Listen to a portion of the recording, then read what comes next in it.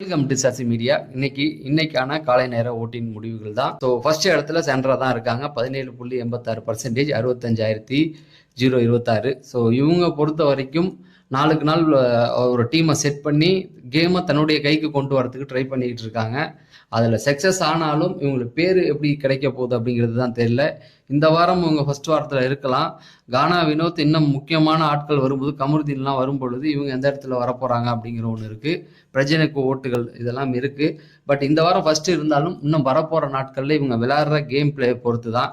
இப்போ ஒரு டீமை செட் பண்ணிட்டீங்க, ஓகே, ஒன்றும் பிரச்சனை இல்லை. அந்த டீமு உள்ளவங்க கரெக்டாக நடந்துக்கணும் இல்லையா? இல்லைன்னா பேர் வெளியில் நெகட்டிவாக போயிடும். அவங்களையும் இப்போ ஒரு சிலர் நல்லவங்க இருக்காங்கன்னு இப்போ திவ்யா சொல்கிறாங்க. பார்வதியை கூட வச்சுக்கிட்டு நீங்கள் நல்ல பேர்லாம் எடுக்க முடியாது அப்படிங்கிறதான் என்னுடைய தனிப்பட்ட கருத்து. ஒழுங்காக டீமை கழிச்சிட்டு இண்டிவிஜுவல் பிளேயர் விளையாண்டிங்கன்னா அன்பு கேங் தான் கெட்டவங்களா வெளியில தெரிவாங்க. நீங்க அவங்களுக்கு ஆப்ஷனா ஒன்று எடுத்தீங்கன்னா நீங்களும் ஈக்குவல்னு ஆயிடுவாங்க. இப்போ மிடில் இருக்கவங்க ஜெயிச்சிடும். இப்போ கானா வினோத்லாம் இந்த டீம்லையும் இல்லை, கெமி இல்லை, விக்ரம் சார் அதை தான் சொல்றாரு, நான் எந்த டீம்லையும் இல்லைன்னு. ஆனால் சபரிக்கு சப்போர்ட் பண்ணிக்கிட்டு இருக்காப்புல. பார்த்துங்க, மிடில் நிற்கிறவன் ஜெயிச்சுட்டு போயிடுவான் அப்படிங்கிறது தான். அடுத்தது திவ்யா.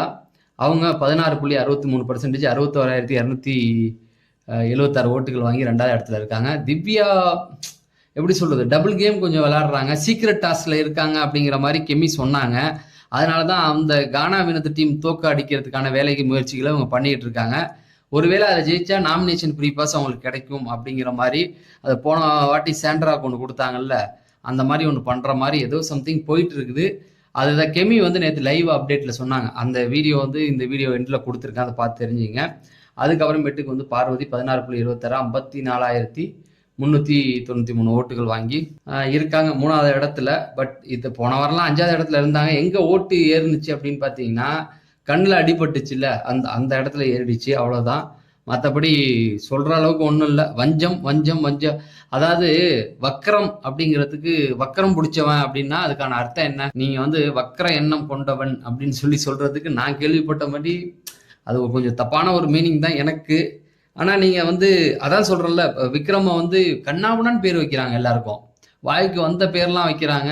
ஒன்று மட்டும் நல்லா புரிஞ்சுங்க மேடம், நம்ம உள்ள என்ன பண்ணுறோமோ அதுக்கான விளைவுகளை வெளியில் பண்ணி தான் சந்திச்சு தான் ஆகணும் அப்படிங்கிறது தான் என்னுடைய தனிப்பட்ட கருத்து. அடுத்தது விக்ரம், அவரும் சேம் தான், 4.46%, 54,251, ஒரு 100 ஓட்டு டிஃப்ரெண்ட்டில் இருக்கார்.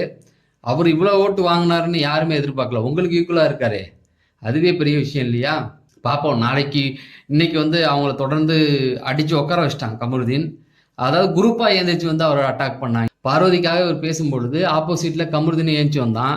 அதாவது நீ எதுக்கு பார்வதிக்கும் சபரிக்கும் பார்வதிக்கும் கான்வர்சேஷன் போகும்போது நீ ஏன் சம்மந்தம் இல்லாமல் வந்து கமருதீன் வந்தான். இன்னைக்கு டாஸ்க் பண்ணும்போது என்ன பண்ணாங்க, பார்வதி அவனை கலாச்சிட்டு தானே இருந்தாங்க, அதெல்லாம் கேட்கல பாருங்க. இதுதாண்டா உங்களுடைய கேவலமான எண்ணன்றது. அடுத்தது பார்த்தீங்க அப்படின்னா, திவாகர் 7.95, 30,328 ஓட்டுகள் வாங்கியிருக்காரு. ஸோ இந்த வாரம் டாஸ்கில் அவர் ஜெயிச்சு ஏதாவது டிஆர்பி ஏறுதோ இல்லையா? இன்னைக்கு ஷோலாம் ரொம்ப மொக்கையாக தான் போச்சு, லைவும் மொக்கையாக தான் போச்சு. ஏதாவது ஐ திங்க் இப்போ வாட்டர் மிலானை வச்சு தூக்கிறதுக்கு ஏதாவது பிளான் போடுறாங்க. அதனால தான் கானா வினத்தையும் அவரையும் தூக்கி உள்ள வைக்கிறாங்க. அப்படி இருந்தால் திவாகருடைய ஓட்டுகள் மேலே வரும் அப்படிங்கிறது தான். அடுத்தது பார்த்தீங்கன்னா வியானா 7.3, 27,041 ஓட்டுகள் வாங்கியிருக்காங்க. வியானாலாம் ரொம்ப கீழே, ரொம்ப ஓட்டு இறங்கிருச்சு. இந்த வாரம் என்னன்னு தெரியல. அது இந்த வாட்டி இப்படி தான் இருக்குது. ஒவ்வொரு தடவையும் ஒருத்தவங்களுக்கு ஓட்டு ஏறுது, ஒருத்தவங்க கடைசி இடத்துல இருக்காங்க, இவர் போக மாட்டார்னு நினச்சா அவர் போகிறாரு, அந்த மாதிரி தான் நடந்துகிட்டு இருக்கு. வியானா என்ன சொல்கிறது, கேமுக்குள்ளே வரணும் அப்படிங்கிறது தான். அடுத்தது அரோரா. அரோரா பாருங்க, எவ்வளோ சேஃபான ஒரு இடத்துல 5.8%, 21,731 ஓட்டுகள் வாங்கியிருக்காங்க. என்னத்த சொல்கிறது, அரோரா இவ்வளோ ஓட்டுகள் வாங்கியிருக்காங்க. அவங்க சப்ஸ்கிரைபர்லாம் ஓட்டு போட்டுக்கிட்டு இருக்காங்கன்னு நினைக்கிறேன். ஆனால் அவங்க ஓட்டு போடுறத பொறுத்த வரைக்கும் யோசித்து ஓட்டு போடுங்கடா.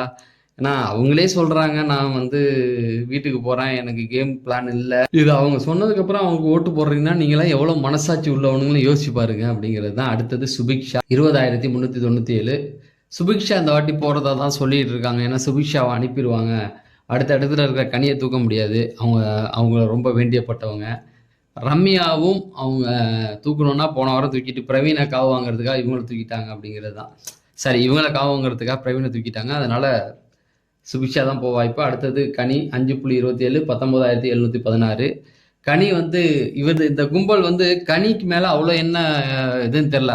அந்த பாருங்களேன், சாண்ட்ரா முதல் இடத்துல இருக்காங்க, கனி கடைசி இடத்துல இருக்காங்க. இவனுக்கு எதுக்குடா கனி மேல நீங்க எதுக்குடா பொறாமப்படுறீங்க? எனக்கு ஒண்ணுமே புரிய மாட்டேங்குது மக்களே. நீங்களே சொல்லுங்களேன்.